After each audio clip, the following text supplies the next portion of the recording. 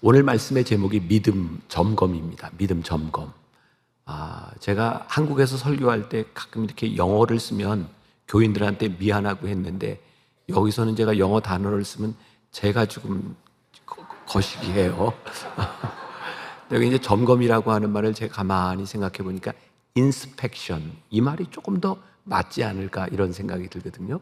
여러분들의 믿음을 좀 inspection 한번 해보자. 아플 겁니다.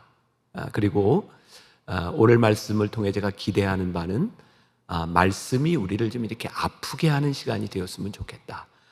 내가 원하는 말씀으로 나에게 위로가 되는 그런 은혜도 우리들에게 중요하지만, 하나님의 말씀이 우리들의 마음을 아프게 할 때 그 말씀을 통해서 우리가 또 한번 생각해보고 우리를 변화시킬 수 있다면 그게 훨씬 더 큰 은혜가 아닐까라는 생각이 들어요. 그래서 오늘 말씀을 통해서 여러분들의 마음을 불편하게 하는 은혜가 임하기를 소원합니다. 네, 자, 마음이 불편하면 은혜예요, 아니에요? 은혜예요. 그러니까 오늘 말씀은 그냥 다 은혜예요. 좋아도 은혜고 불편해도 은혜고. 자, 오늘 믿음 점검에 대한 이야기를 할 텐데, 사실 우리의 믿음은 평상시에는 잘 드러나지 않습니다. 우리 인생에 위기를 만날 때, 우리들의 삶에 어려움을 당하면 우리 믿음의 정체가 드러나게 되죠. 아마 선교사님 같은 경우는 그런 경험들을 많이 했을 것 같아요. 선교의 현장에서 내 믿음이 이게 뭔가라고 하는 그런 경험들. 몇 년 전입니다. 제 아내가 교인들 대상으로 이제 기도회를 인도할 때가 있었습니다. 저희가 1년에 2번 그 이열치열이라고 하는 여름 부흥회를 할 때면, 한 주는 제 아내가 여성들을 중심으로 기도 인도회를 하고, 그 다음 주는 제가 이제 기도 인도회를 합니다. 참고로 제 아내가 기도 인도할 때 사람이 훨씬 더 많습니다. 근데 그날 기도 인도회를 하다가 저에 대한 이야기를 좀 한 것 같아요. 아마 그날 여자들만 이제 좀 오라 이렇게 얘기를 했던 것 같은데, 저에 대한 많은 문제들을 사람들한테 다 얘기를 한 것 같아요. 근데 교인들이 너무 좋았다는 거예요. 너무 좋았다. 뭐가 좋았을까 생각해 보니까, 그냥 제 추측에 저에 대한 이런 문제들을 이렇게 들으면서 교인들이 목사님도 우리와 똑같은 문제를 가지고 있구나. 그게 큰 위로가 되었던 것 같아요. 여러분 생각해 보세요. 이 땅에 살아가는 사람들 중에 문제를 가지지 않은 사람은 아무도 없습니다. 그리고 그 문제를 만날 때 우리의 믿음이 어떠한지가 드러나는 것도 우리들에게 큰 은혜라는 생각이 들어요. 제가 아내하고 이제 40년 가까이 살면서 굉장히 힘들었던 때가 있었어요. 언제냐면 제가 몸이 굉장히 아팠을 때입니다. 수년 동안 제가 공황장애도 찾아왔고, 우울증도 찾아왔고, 수면장애도 찾아오고, 그때는 제가 귀에 이석도 생겨서 어지럽고, 요로결석도 오고, 그냥 몸에 한꺼번에 모든 병이 다 왔을 때예요. 그때 제 느낌을 이야기하라고 한다면, 왜 사람들이 스스로 목숨을 끊을까? 그게 제 마음에 이해가 될 정도로 그렇게 많이 아팠을 때입니다. 근데 제일 힘들었던 건 뭐냐면, 아내가 제가 아픈 걸 다 이해해 주지 못한다는 거였어요. 여기 선교사님이나 우리 교인들 중에도 우울증을 좀 경험해 본 분들 있으시죠? 있으면 있다, 없으면 없다. 있어요, 없어요? 네. 자, 우울증 증세가 뭐예요? 우울한 거. 근데 우울증이 참 무서운 건, 우울증에 이유가 없이 우울한 거예요. 그리고 우울증이 한번 찾아오면 죽을 것 같아요. 그게 이제 공황장애하고 이렇게 합쳐지면서 참 힘들 때였는데, 저는 저 나름대로 지금 빨리 나아야 되겠다는 생각을 하고 있었고, 제 아내는 그 아내대로 생각하는 방식이 있었던 것 같아요. 그러다 이제 말다툼이 됐어요. 제가 얼마나 화가 나는지, 제가 처음으로 부부싸움을 하면서 집어 던져봤어요. 근데 제가 아주 이성을 잃지는 않고 식탁에서 부부싸움을 하다가 어느 걸 던져야 안 깨지나 이렇게 고민을 하고 약통을 제가 이렇게 한번 집어 던진 적이 있어요. 그리고 나서 제 마음이 어땠을까요? 내가 이것밖에 안 되는 존재인가? 내 인내가 바닥낸 상태에서 내 본 모습이 드러나면 우리는 틀림없이 후회합니다. 근데 그게 우리의 인생인 거예요. 내 감정이 컨트롤되지 않는 그런 순간들을 우리들이 경험하게 되죠. 그리고 나서 그때 이제 우리 아이들이 좀 어렸을 텐데 아이들한테 미안한 거예요. 그래서 제가 아들을 데리고 목욕탕에 갔습니다. 그때는 제가 굉장히 바쁘고 힘든 때를 지나갈 때라 한 달에 한 번 목욕탕 갔다가 아침에 감자탕 먹는 게 제가 아버지로서 자녀들한테 해줄 수 있었던 그런 최선, 그런 시절이 저에게 이제 있었어요. 목욕을 하는데 아들이 저에게 이렇게 얘기를 하더라고요. 아빠, 엄마한테 좀 잘하세요. 엄마가 화나면 우리가 힘들어요. 그래서 엄마가 밥을 안 해준대요. 그래서 제가 요 설교도 교인들한테 하면서 저도 아내를 조금 디스를 했어요. 다 사람이 똑같아요. 근데 제 아들놈이 엄마한테 가서도 그런 얘기를 했대요. 엄마, 아빠를 좀 이해해 주세요. 그때는 제가 몸이 많이 아픈 상태에서 이렇게 살도 좀 빼야 됐고, 그래서 제가 다이어트도 하고 이제 탄수화물을 안 먹고 그러면서 아빠가 밥을 안 먹어서 저렇게 화가 날지도 모르니까 엄마가 좀 참으세요. 그런 이야기를 한 거예요. 그 시절 여러분들의 삶에는 또 다른 문제가 있었을지 모르지만 내 용량을 넘어서는 그 순간에 우리의 한계에 부딪혔을 때 우리는 믿음에 대한, 우리 신앙에 대한 고민을 하게 돼요. 나는 이 정도밖에 안 되는 존재인가? 아마 사도 바울도 그의 삶에서 그런 고민들을 많이 했던 것 같아요. 그리고 그의 고민의 중심에는 무엇이 있었냐면 십자가가 자리 잡고 있었어요. 오늘 갈라디아서 2장 20절은 우리가 너무나 잘 아는 말씀이죠. 내가 그리스도 안에서 죽었다. 그리고 내가 그리스도 안에서 살았다. 이제 오늘부터 제가 여러분들과 함께 나눌 말씀은 제가 올해 주일날 믿음에 대한 시리즈로 교인들과 나누었던 4개의 말씀만을 제가 가져와서 조금 이제 연속성이 있을 것 같아요. 내가 그리스도 안에서 죽었다. 그런데 우리들이 이 죽음이 뭐냐? 어떤 죽음이냐? 사도 바울은 그 죽음을 뭐라고 얘기하냐면 내가 그리스도와 함께 십자가에 못 박혔나니 라고 말을 하고 있거든요. 그냥 죽는 것이 아니라 십자가에서 죽는다고 하는 이 십자가가 우리 믿음의 무엇을 이야기하고 있는가? 우리들이 십자가를 많이 이야기하고 저기에도 이제 십자가가 있어요. 우리들 목에도 십자가를 걸고 다니기도 하고 우리 크리스찬들에게 십자가는 참 많은 영역에 있는 거거든요. 그런데 가만히 생각해 보면 우리가 십자가를 믿고 십자가를 바라보는데 십자가 없는 신앙생활을 꿈꿀 때가 참 많이 있는 것 같아요. 십자가를 믿는데 십자가 없는 신앙생활을 우리들이 하게 될 때 제가 조금 거슬릴지 모르지만 그때 우리들에게 나타나는 현상이 뭐냐? 종교 중독자가 될 수 있다. 자, 이게 무슨 말일까요? 지금 여기 있는 우리들 모두는 하나님께 기도하는 기도 제목들을 가지고 있어요. 여러분들은 기도할 때 응답받기 위해서 기도를 하세요? 아니면 한번 해보세요? 그냥 제가 대답할게요. 네. 우리는 다 기도의 응답을 바라고 기도를 하지만 우리들의 신앙생활에서 모든 기도가 응답되는 건 아니에요. 그래서 우리들의 믿음의 혼란을 경험하기도 하죠. 왜 내 기도가 응답이 되지 않을까? 근데 우리가 원하는 것은 뭐냐면 내가 이렇게 기도했으면 이런 결과가 나오면 좋겠다. 마치 우리가 밴딩 머신에 동전을 놓고 우리가 원하는 것을 딱 누르면 그게 나와야 정상이라고 생각하는 것처럼 만일 우리가 신앙생활을 하면서 십자가를 배제하고 내가 기도한 기도 제목, 내 믿음에 대한 분명한 응답만을 받아야 된다고 생각한다면 저는 그 종교 중독이라고 생각합니다. 이거 올바른 믿음 아니다. 십자가는 우리들이 기도하는 것에 대한 우리의 응답을 이야기하는 것이 아니라 우리들이 기도할 때 십자가가 우리들에게 무엇이냐를 우리들에게 묻고 있는 거죠. 또 우리는 목회자로서 우리는 그렇게 잘못 가르치기도 많이 있는 것 같아요. 여러분들이 십자가를 지면 반드시 보상을 받습니다. 우리가 흔히 이야기하는 No cross, no glory. 이 말은 뭐예요? 여러분 십자가를 지면 여러분들에게 영광이 옵니다 라고 가르치는 거죠. 근데 문제는 우리들이 십자가를 질 때 우리들이 원하는 그 영광이 무엇이냐는 거예요. 이게 우리들이 오늘 점검하고 싶은 믿음의 포인트예요. 자, 오늘 본문 말씀 제가 다시 한번 읽어드려요.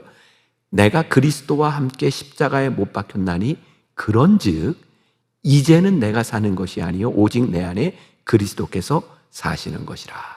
제가 이걸 NIV 영어 성경으로 보고 우리 교인들한테는 제가 자신 있게 읽었는데 여기서는 좀 띄워주세요. I have been crucified with Christ. 제가 이 성경을 영어로 보다가 저 and라는 말이 먼저 들어왔어요. 내가 그리스도와 함께 십자가에 못 박혔으니 I no longer live. 내가 더 이상 내가 사는 것이 아니다. 여기까지 괜찮아요. 여기까지 우리들이 그렇구나. 내가 그리스도 안에서 죽는 거구나. 근데 but 이게 들어오는 거예요. 그러나 그리스도께서 내 안에 사시는 거구나. 내가 그리스도와 함께 죽는 거 괜찮아. 그런데 십자가에서 내가 죽었다고 하는 것은 뭐냐면 but 그리스도께서 내 안에 사시는 거야. 그리스도와 함께 십자가에 못 박힌다고 하는 것은 우리들이 원하는 결과를 얻는다고 하는 것이 아니라 그리스도께서 내 안에 사셔서 내 안에 어떤 결과를 만들어내시느냐, 그것을 인정할 때 그것이 올바른 믿음인데, 우리는 어떤 종교 중독을 가지고 있어요. 내가 믿음의 코인을 넣으면 내가 원하는 결과가 나와야 되는 것처럼 생각하는 것, 그것은 십자가를 믿는 신앙이 아니다. 우리의 인생에서, 우리의 신앙에서, 우리의 믿음에서 십자가를 생각하지 않으면 풀리지 않는 문제들이 너무 많은 거예요. 그런데 그리스도와 함께 십자가에 내가 못 박고 내 안에 그리스도께서 사실 때 우리들에게 풀리는 신앙의 문제들이 있는 거예요. 조금 전에 이야기했던 제 삶에 굉장히 어려운, 제가 질병으로 힘든 시간을 지날 때, 그때 돌아가신 하용조 목사님이 막 간암 수술을 받고 그리고 신장 투석을 받아야 되는 그런 순간이었어요. 그때 제 느낌이었어요. 하나님, 왜 하용조 목사님 같이 저렇게 귀한 분이 더 사역을 하시고 더 하나님 앞에 쓰임을 받아야 되는데 어떻게 저렇게 죽음의 위협 가운데 있습니까? 제가 사실 그게 잘 이해가 되지 않았고, 제가 아픈 순간에도 저는 어떤 생각을 했냐면, 내가 그렇게 죽는 건 좀 아깝다는 생각을 했어요. 왜? 난 할 일이 너무 많은데, 나는 꿈이 많은데, 내 죽음도 내가 아깝다는 생각을 했어요. 어떤 분이 저에게 그런 얘기를 하더라고요. 그때 하용조 목사님이 특별 새벽 기도를 하면서 교인들에게 이런 광고를 하셨대요. 여러분, 나보다 더 아픈 사람은 새벽 예배에 안 나와도 괜찮습니다. 얼마나 무서운 얘기예요. 그러니까 사람들이 많이 모였고 그 힘든 가운데서 설교하시는 하용조 목사님의 설교를 통해 사람들이 많은 은혜를 받은 거예요. 어떤 분이 저에게, 우리 교인 중에 한 분이 이렇게 얘기를 하더라고요. 목사님, 감사하세요. 하나님께서 목사님을 평범하게 사용하시려다가 비범하게 사용하시기로 작정을 하셨나 봐요. 그러면서 저에게, 목사님 아시죠? 우리 큰 병을 앓았던 목사님, 한경직 목사님 폐결핵, 조용규 목사님 폐결핵, 오카는 목사님 폐암, 하용조 목사님 간암, 김한유 목사님 폐암. 저를 그 반열에 올려놓으신 건 감사한데, 아니 이게 지금 내가 그 상황 가운데 내가 이걸 어떻게 받아들여야 되는가? 자, 근데 보세요. 우리 주변에 눈에 띄는, 우리가 알만한 목사님들은 그런 어려운 병 가운데서 하나님이 쓰셔서, 귀하게 쓰셔서 그들의 병이 헛되지 않아, 우리들이 그렇게 이야기하지만 우리들 주변에는 아무도 알아주지 않고 아무도 보지 않는 곳에서 사역을 하다 그렇게 세상을 떠난 분들도 많이 있어요. 그러면 그분들의 사역은 십자가의 보상을 받은 것인가? 그것은 영광인가? 만일 우리가 십자가를 지고 우리들이 영광을 얻는다고 할 때, 이 영광이 우리들이 생각하는 세속적인 관점, 목회자가 목회를 했으면 이 정도 목회는 해야 돼, 우리들이 예수를 믿으면 이 정도는 이루어야 돼 라고 생각하는 세속적 관점에서 십자가를 본다면 이건 아니에요. 우리들이 십자가를 질 때 no cross, no glory라고 이야기할 때, 십자가를 질 때 그 영광이 우리들이 생각하는 우리의 관념 속에서 만약 그 해답을 얻어야 된다면 그것은 절대로 우리들이 얻을 수 없는 부분일지 몰라요. 제가 이렇게 정리를 해봤어요. 십자가 없이 살아가기 위해 믿음을 가지려고 하는 것 잘못입니다. 제가 우리 교인들한테 종종 쓰는 표현이에요. 양심에 손을 얹고 한번 생각해 보자. 여러분들이 하나님 앞에 기도하고 믿음으로 살아가려고 애쓰는 모습 가운데 십자가를 지려고 애쓰는가, 아니면 십자가를 안 지려고 애쓰는가, 양심에 손을 얹고 생각해 보자. 제가 오래전에 금식 기도원에 가서 매월 한 번씩 설교할 기회가 있었어요. 제가 금식하는 분들을 보면서 그런 얘기를 종종 했습니다. 여러분들 중에 말씀대로 살려고 결정만 하면 오늘 금식 끝날 사람 많습니다. 전혀 공감이 안 되세요?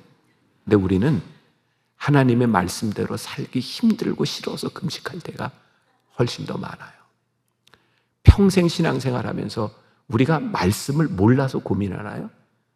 말씀대로 사는 게 힘들어서 고민해요. 그래서 많은 부분은 우리의 믿음이 말씀 앞에서 결단하면 풀려질 일들이 훨씬 더 많습니다. 그런데 우리는 그거 싫어서 십자가 지지 않으려고 기도하고 하나님한테 투정 부릴 때가 많이 있어요. 저는 그래서 많은 교인들이 금식할 때 하나님의 뜻대로 금식하려는 것보다 하나님을 협박하는 수단으로 금식하는 사람이 많다는 생각을, 하나님, 저 죽어요. 죽습니다. 양심에 손을 얹고 우리의 믿음을 한번 점검해 보자. 다시 십자가 없이 삶을 살아가기 위해 믿음을 가지려고 하는 것도 잘못이요, 십자가를 질 때 이 과정을 통과하면 나에게 분명히 놀라운 축복과 영광이 있을 거야 라고 생각하는 것도 어쩌면 잘못된 믿음의 유형이 아닐까라는 생각을 합니다. 여기서 오해하지 말아야 될 것은 이 영광과 축복이라고 하는 것이 하나님 앞에서 축복이 아니라 우리들이 우리의 관점으로, 우리의 생각으로 이 축복과 영광을 본다면 우리는 뭔가 큰 착각을 하고 있을지 몰라요. 우리 선교사님들 죄송해요. 여기 목회하는 분들, 여러분들은 선교에 이렇게 마지막을 달려가면서 여러분들은 어떤 걸 기대하시나요? 저희 누나와 매형도 선교사입니다. 볼리비아에서 오랫동안 코차밤바라고 하는 곳에서 아주 힘든 곳에서 선교합니다. 아무도 선교지에 가라고 등 떠밀지 않았습니다. 근데 나이가 들면 서운해요. 마음이 아파요. 우리 목회자들이 평생을 목회를 하고 내가 목회한 것만큼에 대한 내 기대에 미치지 못하면 마음이 아프고 힘들어요. 평생을 신앙생활했던 우리 평신도들이 내가 하나님 앞에서 이만큼 살았는데 사람들이 나를 이만큼 인정해 주지 못하면 우리의 마음이 많이 아프고 힘들어요. 우리는 누군가의 인정을 받는 것을 영광으로 생각할 때가 참 많이 있어요. 그렇게 생각한다면 우리는 올바른 십자가를 지고 있는 것은 아니다. 여기서 우리가 하나 짚어야 될 것이 있어요. 십자가는 고통인가요? 십자가는 때로 우리들에게 고통이기도 해요. 그러나 십자가가 고통만은 아니에요. 때로 십자가가 우리들에게 육체의 가시, 질병을 의미할 수도 있지만 우리 주님께서 지셨던 십자가는 단순히 고통의 죽음의 십자가만을 의미하는 것이 아니라 너희들이 나를 따라오려거든 자기를 부인하고 자기 십자가를 지라고 하는 것은 고통만을 의미하는 것이 아니라 우리들의 삶에 주님을 따르기 위해 부인해야 되는 모든 것들을 포함하고 있는 거예요. 그 십자가는 우리들의 삶의 일회적인 사건으로 끝나는 것이 아니라 끊임없이 우리들에게 물어보시는 거예요. 너의 십자가가 뭐니? 너의 십자가가 뭐니? 그러면 이제 여러분들에게 중요한 질문을 드려요. 십자가는 고통인가요? 아니면 십자가를 짐을 통해서 우리는 하나님과 친밀함을 느끼게 되나요? 여기서 우리들이 올바른 대답을 할 수 있어야 될 것 같아요. 십자가가 늘 고통스럽고 늘 아픈 것은 아니지만 십자가는 무거운 겁니다. 그런데 십자가를 지기 때문에 우리들이 느끼는 것이 고통만의 감정이라면 우리는 십자가를 올바로 지는 것은 아니에요. 여러분들 잘 아는 이지선 자매 있죠? 그 대학생 때 온몸에 화상을 입었던 이지선 자매가 한 번은 그런 고백을 하더라고요. 전신 화상을 입고 하나님께 불평하지 않았대요. 그럴 수 있겠지. 근데 언제 불평을 했냐면 그 이식 수술을 받을 때, 피부 이식 수술을 받을 때, 여러분 알잖아요. 우리 몸에 이런 마디가 있는 게 이렇게 굽혀질 수 있는 게 얼마나 큰 축복인지. 피부 이식을 받으면 이게 시간이 지나면서 이게 쫙 굳어가지고 이 고통이 너무 심하다는 거예요. 계속해서 피부 이식 수술을 받는데 너무 힘들어서 하나님 저한테 왜 그러세요? 하나님 제가 뭘 잘못했어요? 그때 하나님께서 지선자매에게 주셨던 음성이 지선아, 잘못해서 이런 사고를 받고 잘못해서 벌을 받는다면 이 땅 위에 살아남을 자가 누가 있겠냐? 이건 네가 잘못했기 때문에 받는 고통이 아니라 너에게 일어날 수 있는 사건이고 너에게 일어나는 일이야. 오늘 여기 있는 여러분들 가운데도 그런 생각하시는 분 많죠? 하나님, 왜 그러세요? 저도 제가 많이 아플 때 하나님한테 진짜 그랬어요. 하나님, 왜 그러세요? 내가 나쁜 짓 하려고 하는 것도 아니고 저 건강하게 목회하고 싶은 마음밖에 없는데 하나님 왜 그러세요? 우리들에게 오는 고통을 혹시 우리들의 짐이나 죄 그렇게 생각한다면 이 십자가는 우리들의 삶에서 도저히 풀어질 수 없는 문제예요. 근데 지선자매가 그 고백을 하면서 그런 찬양을 했대잖아요. 하나님께로 더 가까이 갑니다. 고통 가운데 계신 주님, 변함없는 주님의 크신 사랑, 눈치 있으면 같이 부를 텐데, 영원히 주님만을 섬기리. 하나님께로 더 가까이 갑니다. 고통 가운데 계신 주님, 변함없는 주님의 크신 사랑, 영원히 주님만을 섬기리. 우리 그런 경험하지 않아요? 고통은 아프고 힘든 건데 그것이 우리의 인생의 고통으로 끝나는 것이 아니라 고통 가운데 우리들이 느낄 수 있는 친밀함. 십자가는 우리들에게 고통으로 끝나는 것이 아니라 십자가로 인하여 우리들이 하나님 앞에 친밀감을 느끼며 같이 갈 수 있는 것, 그게 십자가다. 여러분 사도 바울이요, 나는 매일 죽노라 이런 고백을 했을 때 상상을 해보세요. 저는 성경을 볼 때 묵상한다고 하는 것은 그 안으로 들어가서 상상해 보는 것이라고 생각하거든요. 사도 바울이 나는 매일 죽노라 라고 했을 때 어떤 표정이었을까요? 사도 바울이 나는 매일 죽어 이랬을까? 나는 매일 죽노라. 어떤 표정이었을까요? 이런 표정, 어떤 표정이었을까요? 네, 나는 매일 죽노라. 저는 사도 바울이 그 고백을 했을 때 굉장히 그의 편안함, 그 안에 기쁨, 내가 죽노라 라고 하는 것이 내 인생의 고통을 이야기하는 것이 아니라 주님과 함께 내가 죽어. 그게 사도 바울에게 큰 기쁨이 아니었을까. 우리들은 때때로 십자가를 이렇게 고통으로 생각하면서 십자가에 대한 보상, 내가 아프면, 내가 힘들면 신앙생활을 잘하고 있는 것이라고 생각할 때도 있고, 또 내가 십자가를 졌는데 거기에 마땅한 보상을 받지 못하면 이거 내가 신앙생활 잘못한 거 아니야?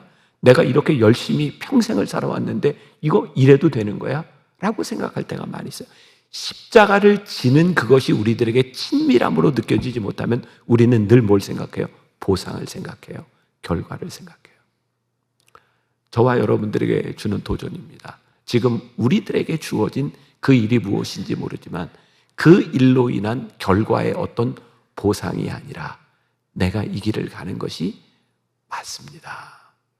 하나님, 제가 이 길을 가는 것이 맞습니다.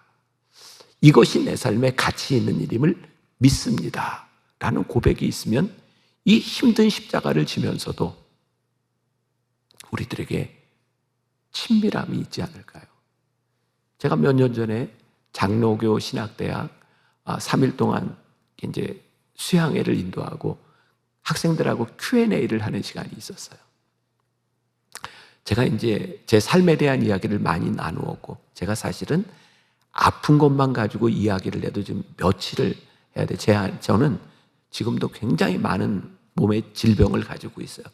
제가 여기 있는 사람들의 한 반 정도는 제가 가지고 있다 생각할 만큼 저는 정말 많은 육신의 가시를 가지고 있어요.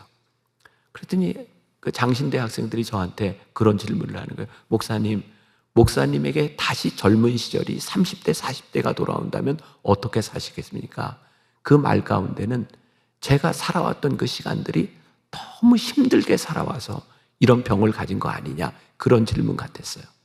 제가 잠깐 생각을 해봤어요. 나에게 또다시 내 삶이 주어진다면 나는 어떻게 살까? 그리고 그냥 이렇게 대답했어요. 저는 지금처럼 살 것 같아요. 그게 저에게 너무 귀한 고백이었어요. 아프고 힘든데 저는 아프지 않고 힘들지 않기 위해서 다른 삶을 선택할 것 같지 않아요. 그게 저는 너무 감사했어요. 하나님, 저에게 똑같은 저의 인생이 주어진다 해도 저는 그렇게 살 것 같습니다. 왜? 그 살아왔던 시간이 나에게 귀하다는 것을 제가 고백할 수 있기 때문에 그래요. 제가 오래전에 읽었던 어떤 책에 헬렌 로즈비어라고 하는 선교사의 이야기를 읽었어요. 콩고에 선교사로 갔던, 선교사님들은 아는 분들이 꽤 있을 것 같아요. 스코틀랜드의 아주 엄격한 장로교 목회자의 집안에서 태어나는 이 헬렌 로즈비어 선교사가 콩고에 가서 20년 동안 의료 선교사로 사역을 합니다. 근데 1960년에 콩고에 이제 아마 내전 일어나고 하면서 그 정부군들이 콩고에 있는 모든 외국인들을 다 추방할 때입니다. 그건 목숨을 건 일이었고, 헬렌 로즈비어 선교사가 하나님께 이런 질문을 던지고 기도를 해요. 하나님, 지금 이 순간에 제가 떠나는 게 옳습니까? 남아있는 게 옳습니까? 이것도 영어인데 이게 발음이 되게 힘든 발음. Is this worth? TH가 되는데 Is this worth? 가치 있는 일입니까? 헬렌 로즈비어 선교사가 남기로 결정을 했는데 문제는 반군들이 들어와서 백주 대낮에 헬렌 로즈비어 선교사를 성추행하고 강간합니다. 피투성이가 돼서 20년 동안 모았던 의료 기록들을 지키기 위해서 남아있던 헬렌 로즈비어 선교사가 울면서 기도해요. Is this worth? 주님, 이게 가치 있는 일입니까? 근데 예수님께서 헬렌 로즈비어 선교사에게 이렇게 말씀하시잖아요. 헬렌, 네 질문이 잘못됐다. 네가 물어야 되는 것은 Is this worth? 이것이 가치 있는 일입니까가 아니라 Are you worth? 당신이 나에게 가치가 있는 분입니까? 그때 헬렌 로즈비어 선교사가 눈물을 흘려요. Yes, you are worth. 당신은 나에게 가치 있는 분입니다. 우리는 우리의 삶의 가치를 묻는 것이 아니라 내가 그리스도와 함께 십자가에 못 박혔으므로 내 안에 사신 그리스도로 인하여 우리들이 물어야 되는 삶의 가치가 우리들에게 있는 거죠. 그때 우리는 십자가를 피해가는 것이 아니라 십자가를 지는 것이 주님과 함께 동행하는 것이라는 것을 알아요. 그리고 주님은 우리들에게 필요할 때마다 십자가를 주실 수 있는 분이라는 것을 우리는 알아요. 그렇구나. 십자가가 때로 힘들 때도 있지만 그것이 우리들에게 그만큼 가치 있는 일이기 때문에 우리들이 질 수 있는 것이 십자가이구나. 우리들의 잘못된 믿음 중에 어떤 게 있는가? 우리들이 십자가를 진다고 하면서 십자가에 죽지 않을 때, 십자가의 나를 못 박지 않을 때 우리 안에 살아나는 의. 선교사님들 죄송해요. 여러분들의 삶에 가장 큰 해로운 믿음이 뭔가? 내가 지금까지 이렇게 살아온 것에 대한 나의 의가 살아나는 그 순간부터 우리는 십자가에 못 박은 사람이 아닌 것 같아요. 저도 목회자니까 똑같은 고민을 합니다. 제가 우리 김한현 목사님하고 요 근래 며칠 동안 많은 시간들을 보냈어요. 목사님 이제 은퇴 앞두고 있고 저도 이제 은퇴를 준비하고 있어요. 제일 그런 얘기 많이 했던 것 같아요. 은퇴 말년에 우리가 서운한 마음이 들면 우리는 지금까지 살아왔던 우리들의 삶을 부정하는 것이다. 누가 나한테 목사를 하라고를 했어요? 누가 여러분들한테 선교사 나가라고 했어요? 근데 내 안에 서운한 마음이 들면 내가 지금까지 살아왔던 삶을 다 부정하는 거야. 하나님, 제가 지금까지 살아왔던 제 삶에 대하여 누군가 인정해 주지 않을 때도 그 삶이 나에게 가치 있다고 내가 그렇게 말할 수 있겠습니까? 근데 더 무서운 건 뭔지 아세요? 내가 지금까지 살아왔던 내 믿음의 의로 인하여 누군가가 너무 미워 보이는 거예요. 나는 이렇게 살았는데, 나는 이렇게 살고 있는데 그 사람의 살아가는 삶들이 너무 힘들게 우리들에게 보여지는 거예요. 우리가 잘 아는 마리아와 마르다의 이야기가 있잖아요. 마르다가 나쁜 짓 한 거 아니고 진짜 좋은 일 했잖아요. 요한복음 12장에 나오는 그 마르다와 마리와 그리고 나사로의 집, 예수님이 미리 조금 노티스를 하고 내가 오늘 너희 집에 가겠다 이렇게 하셨으면 참 좋았을 텐데, 예수님이 베다니로 지나가시다가 그 집으로 들어오는데 예수님이 적어도 12명은 데리고 다녔어요. 그죠? 그러니까 생각해 보세요. 예수님이 아무 노티스도 안 하고 적어도 12명, 예수님까지 13명이 그 집에 가겠다고 하니까 마르다는 그래도 이제 호스피탈리티가 있는 사람이니까 막 청소하고 이제 밥하고 막 분주하게 준비를 했을 텐데 동생이 나를 안 도와줘. 그리고 예수님 발치에서 말씀을 듣고 있는 거예요. 화가 났어요. 우리들을 화나게 하는 게 되게 그런 거 아니에요? 나는 이만큼 하는데 쟤가. 근데 예수님은 뭐라고 말씀하세요? 마르다야, 괜찮아. 마리아가 좋은 일을 선택했어. 내 의가 내 속에 들어오면 그때부터 서운한 것으로 끝나는 것이 아니라 내 의로 인하여 내 마음이 힘들어져요.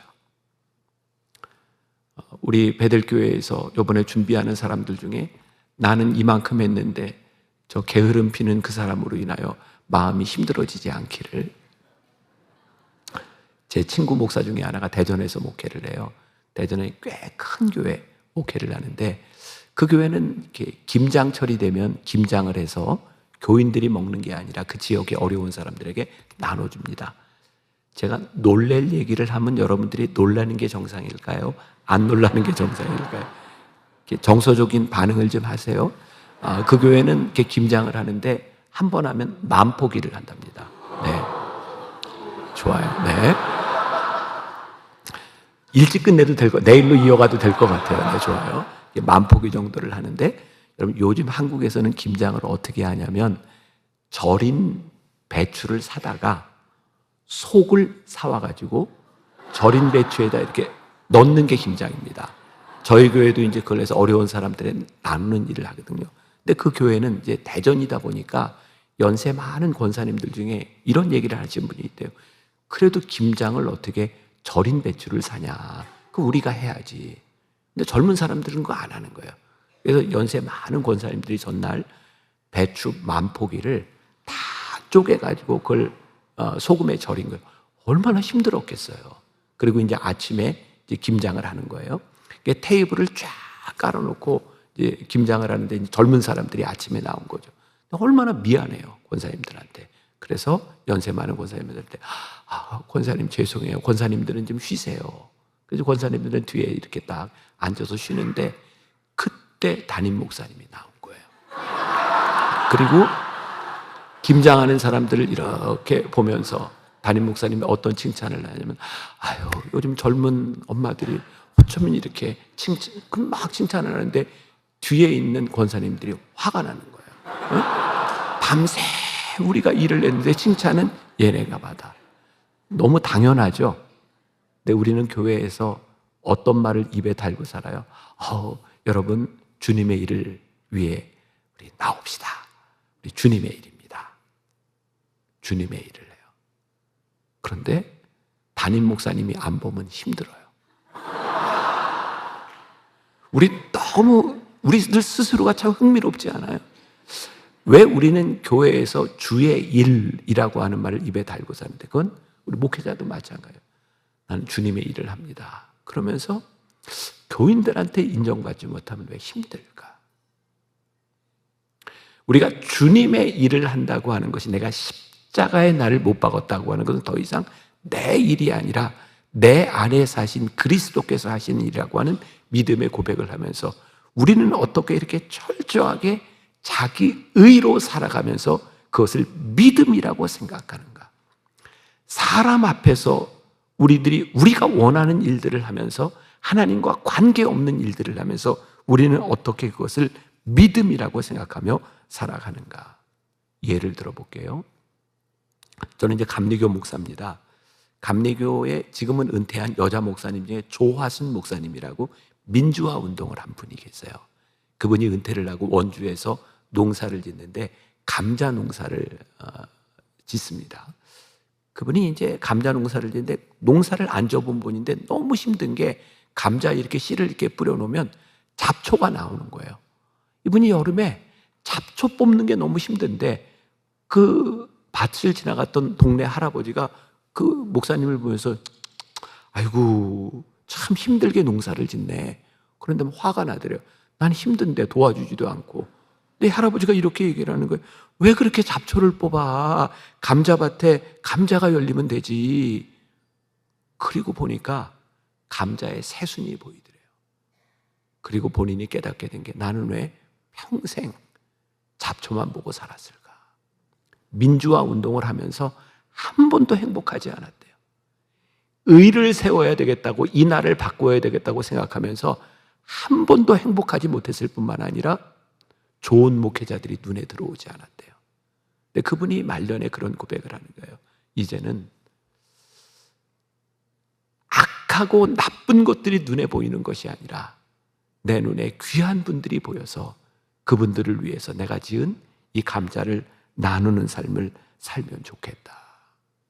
또 하나의, 제가 나온 모교에 은퇴하신 한국교회사를 전공한 이덕주 교수님이라는 분이 계세요. 그분이 한 번은 이화여자대학 채플에 가서 설교를 하는데, 2번 설교를 해야 되는데 사람이 많으니까 뭐 총장부터 교수까지 다 와 있는데, 첫 번째 예배를 인도하고 났는데 도저히 예배를 인도할 분위기가 아니더래요. 자세들이 안 좋은 거죠. 다 억지로 왔으니까. 그래서 한 번 예배를 마치고 그 교목 목사님한테, 나 한 번만 하고 가면 안 될까요? 얘기를 했대요. 그랬더니 안 된다고. 맞아, 해야 된다고. 그래서 그때 이 교수님이 하나님께 기도했대요. 하나님 도와주세요. 제가 어떻게 설교할까요? 그때 그 마음에 하나님 이런 응답을 주시더래요. 이덕주, 너 참 교만하구나. 너 눈에 모든 학생들이 네 말을 다 경청해야 되리라고 생각하니, 내가 이 땅에서 공생애를 살 때도 내 말을 안 듣는 사람이 많았다. 정말 가만히 생각해 보세요. 우리가 주님의 일을 하면서 우리는 내 말을 안 따라주면 정말 힘든 거예요. 내 의가, 내가 이만큼 했으니까 이건 다 인정을 받아야 되는 거예요. 또 하나의 예, 저도 이제 대학 채플에서, 그 유명한 대학의 채플을 인도할 때인데 몇 번 예배를 인도를 해야 되는데, 그때는 들어갈 때 교목 목사님이 저한테, 목사님이 참고로 설교하실 때 참고하세요 그러면서, 얼마 전에 한국의 유명한 목사님이 와서 설교를 하는데 애들이 너무 자세가 안 좋으니까 목사님이 설교하다 그냥 나갔대요. 나 설교 못하겠다고. 그리고 또 한 번은 청년 사역을 하는 유명한 목사님이 와서 설교를 하는데 이번에는 학생들이 집단으로 나갔대요. 설교 듣다가. 설교도 하기 전에 저한테 참고하라고. 제가 다행스럽게 저도 나가지 않고 학생들도 나가지 않았지만 제가 그 채플 설교를 하면서 마음의 결심을 했을 때 내가 다시는 대학교 채플에 설교하지 않으리라. 자, 제가요 오랫동안 코스타 참 많이 다녔어요. 진짜 뭐 여기 뉴질랜드, 호주, 뭐 남미, 뭐 코스타, 저는 정말 청년들에 대한 마음이 있어서 정말 많이 다녔거든요. 가만히 생각해 보니까 제가 다녔던 곳은 다 저를 환영하는 곳만 다녔어요. 나는 내가 원하는 곳만을 다니면서 내가 주님의 일을 한다고 얘기했구나. 우리들이 믿음으로 산다고 하는 것이 우리들이 어떤 믿음으로 살아가고 있는가? 내가 언제부터인가 내가 죽지 않고 내 안에 종교인이 되어서 나의 의를 가지고 살아가고 있는 것은 아니겠는가? 여러분들에게 책을 하나 소개하는데 혹시 텅 빈 경건이라는 책을 들어보셨어요? 내가 쓴 책인데 아무도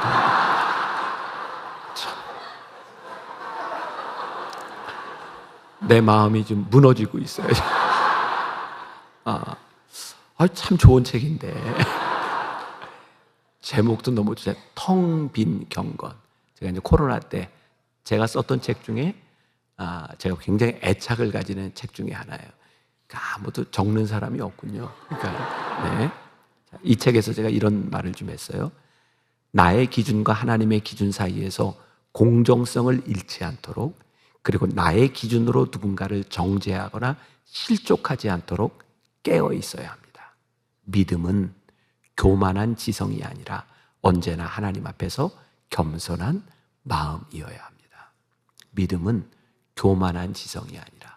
근데 우리들 주변에 믿음이 있는 것처럼 나는 믿음이 있어 하는 사람들이 얼마나 많은 사람들을 정죄하는지 몰라요.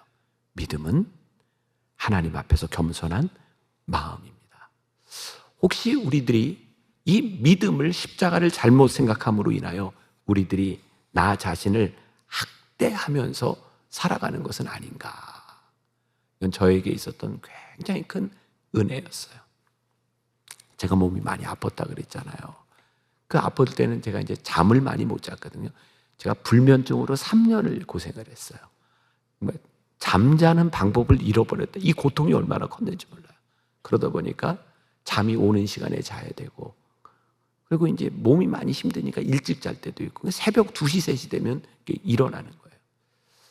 그때 제가 아무것도 할 수 없는 상황 가운데서 제가 아침에 딱 일어나서 컴퓨터 앞에서 묵상을 하고 시간을 가지는데, 그때 제가 잃어버렸던 기쁨을 회복했어요. 그리고 그때부터 제가 성경을 보면서 늘 설교 준비하면서 읽던 성경을 나에게 주시는 말씀으로 읽어야 되겠다 생각하고 창세기부터 다시 보기 시작했어요. 그리고 저에게 주셨던 은혜가 하나님이 저에게 주셨던 말씀이었어요. 저는 그 부담에서 벗어나지 못했었어요. 제가 조금이라도 게으른 내 자신을 보면, 내가 열심히 하는 내 모습을 보면 내가 이렇게 살아도 되나? 그런데 그 시간에 내가 아무것도 할 수 없는 시간을 통해서 하나님께서 저 자신을 보게 하신 게 있었어요. 하나님이 나에게 원하시는 것은 나를 학대하는 열심이 아니라 내가 하나님과의 친밀함 속에 있기를 원하시는구나. 후안 카를로스 오르트즈 목사님이 이런 이야기를 했어요.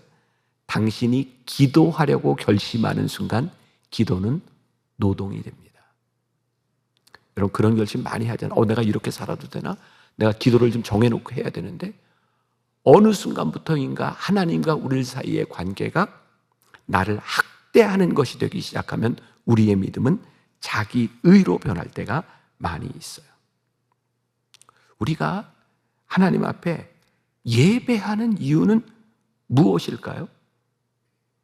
저는 요즘 제가 깨닫게 된 게 있어요. 저 나이 드니까, 죄송해요, 저보다 연세든 분들이 많이 있지만 정말 좋아요. 나이 드는 게. 왜냐하면 깨닫지 못했던 것을 깨닫게 되는 게 참 많이 있어요. 그리고 저도 이제 40년 가까이 목회를 하면서 설교를 참 많이 했는데 내가 무슨 그런 설교 준비를 이렇게 열심히 했나 생각해 보니까 설교는 결론이 딱 하나예요. 제가 요즘 깨닫는 건 어떤 말씀을 하든지 이거 하나님 기뻐하시는 일인가? 이거 하나 물으면 됐어. 끝이에요. 뭘 하든 하나님 기뻐하시는 일인가? 그게 분명하면 돼요. 요즘은 제가 교인들한테 설교할 때 그런 말을 많이 해요. 여러분, 제 설교가 별로 들을 게 없습니다. 결론이 똑같아요. 하나님이 기뻐하시는 일이 무엇인가를 생각하면. 자, 이것도 제가 쓴 문장인데 멋있어요. 이런 문장은 이게 참 여러분들이 감동을 해야 되는데 하나님이 하시는 일이 우리들의 삶에 혼란스러울지라도 하나님은 결코 의심할 만한 분이 아니십니다. 여러분, 우리들의 삶에 내가 이해되지 않는다고 우리들이 실망하는 것이 아니라 우리들이 하나님을 신뢰할 수 있는 분이라는 것을 우리들이 깨닫는 것이 믿음입니다. 제가 이게 이제 오래 했던 설교거든요. 원고문을 요쯤 썼을 때 저에게 떠오른 찬양이 있었어요.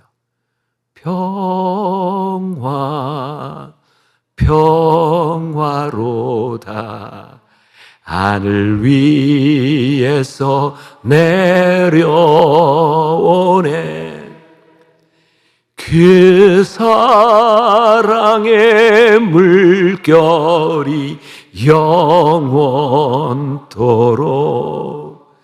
내 영혼을 덮으소서.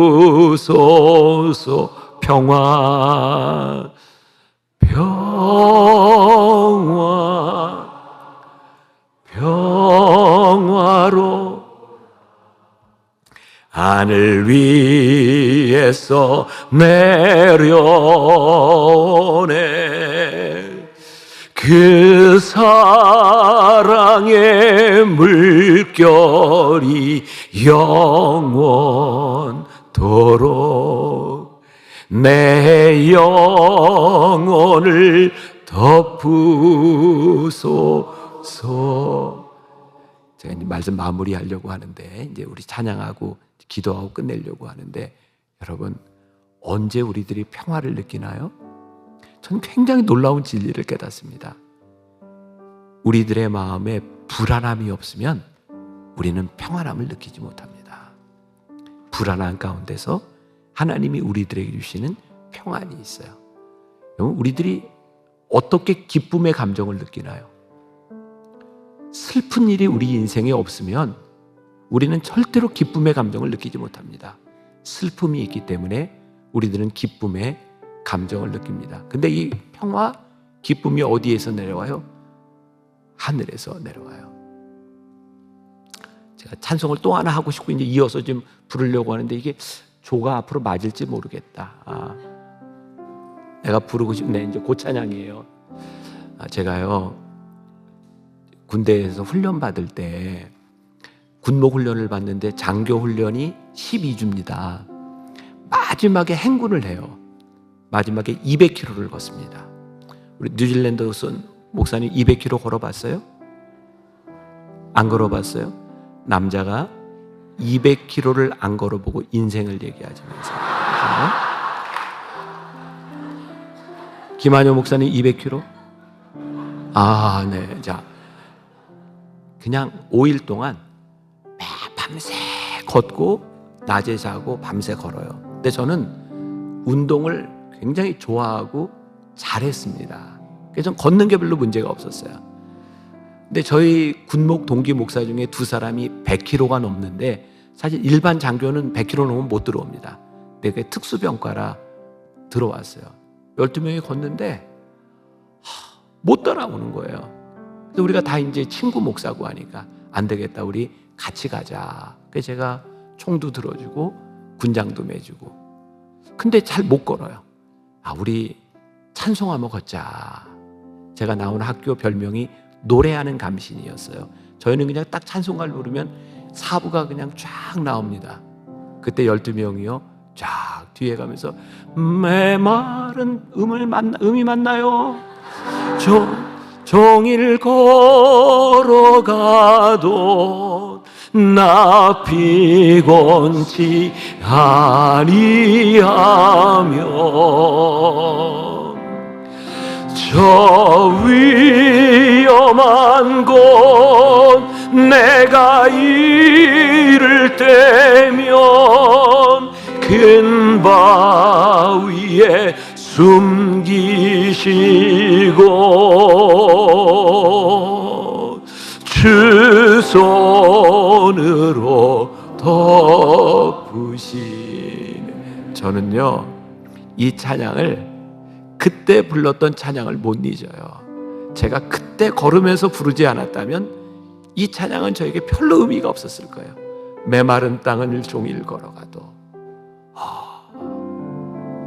나 피곤치 아니하며. 오늘 이 시간 하나님의 길을 가는 여러분들에게 이 평안과 이 하나님의 손길이 임하기를 간절히 소원합니다. 저는요 우리 교인들에게 이렇게 여러분들 믿음의 눈을 들어서 상상을 하며 말씀 속으로 들어가고 찬양 속에 들어가서 한번 불러봅시다. 메마른 땅을 종일 걸어가도 우리의 손을 붙잡아 주시는 하나님, 우리 함께 찬양합시다. 마른 땅을 종일 걸어가도 나 피곤치 아니하며 저 위험한 곳 내가 이를 때면 큰 바위에 숨기시고 주 손으로 덮으시네. 우리 오늘 마지막 밤이니까 조금 불을 좀 꺼주실까요? 조금 꺼주시고 우리가 한번 화음 넣을 수 있죠. 여러분들 정말 메마른 땅을 종일 걸어가도 찬송하고 싶은 사람은 그냥 같이 찬송해요. 그리고 기도하고 싶은 사람이 하나님 제가 메마른 땅을 지나갑니다. 하나님 내 손을 붙잡아 주세요. 하나님의 손으로 나를 덮어주세요. 찬양할 사람은 찬양하고 기도할 사람은 기도하고 하나님 이 길을 나와 함께 동행해 주세요. 우리 함께 메마른 땅을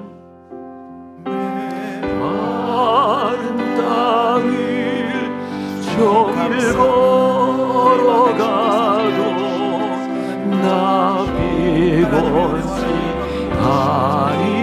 아니하며 주님 저 위험한 곳 내가 이를 때면 큰 바위에 숨기시고 주 손으로도 메마른 땅을 하나님 우리 사랑하는 믿음의 성도들을 위하여 기도합니다. 하나님 십자가가 우리들에게 힘들기는 하지만 주님 안에 내가 십자가를 지고 갈 때 나를 붙잡아 주시고 나와 함께 십자가를 지게 하시는 그 주님의 손을 붙잡고 우리들이 이 길을 나아가기를 원합니다. 주와 함께 길을 가게 하소서. 주님 우리의 손을 붙잡아 주시는 주님, 우리의 손을 붙잡아 주시는 주님, 나를 높으시는 주님, 저 위험한 곳을 걸을 때 나와 함께 하시는 주님을 내가 믿습니다.